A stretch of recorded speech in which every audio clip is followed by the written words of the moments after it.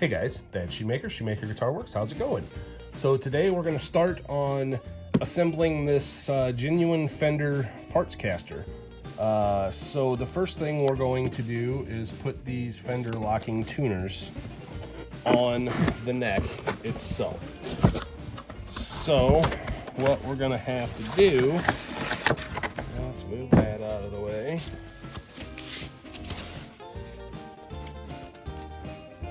So this neck is already pre-drilled for the Fender tuners.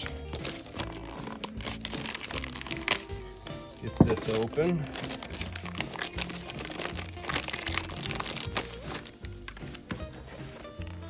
So the way these work is they have two little tangs that are on the back of them, and then they will go like so in the neck, and then from the top side there's a nut that goes on there that tightens down.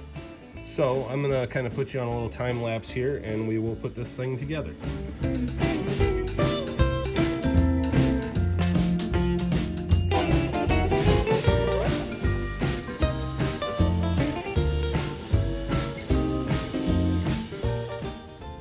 Alright guys, so as you can see, we've got our tuners in place where they should be.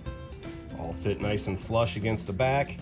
These are wonderful tuners. I love Fender locking tuners, and this is going to be an awesome neck.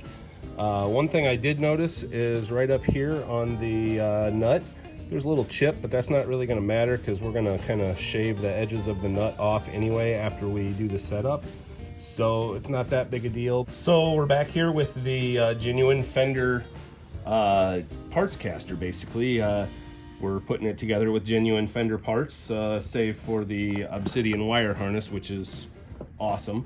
But anyway, so today what we have to do is let's get this thing out of the box, out of the plastic.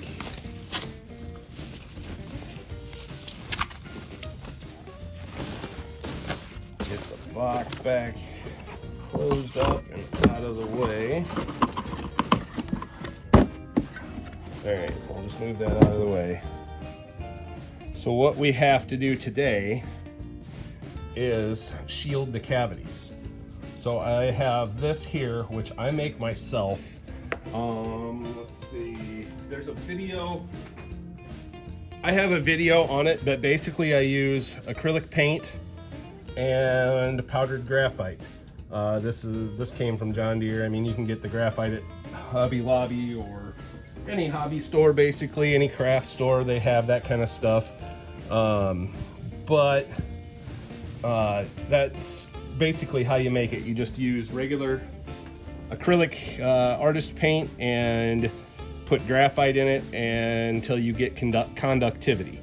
And so what I am going to do here is basically take a paintbrush and this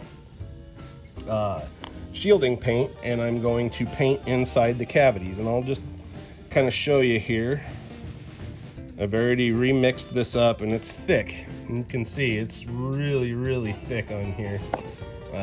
So basically what I'm gonna do, and I'll do probably 2 to 3 coats of this to make sure that the conductivity is good. I'll just take a big glob of it and paint that inside of that cavity. And all this does is creates what's called a Faraday cage. And basically what it does is it shields radio frequency noise and 60 cycle hum and whatever else you may get out of a single coil pickup. Humbuckers you don't necessarily have to do this with, but single coils always. So I'm just gonna continue on doing this, and I'll put you on a little time lapse and bring you back when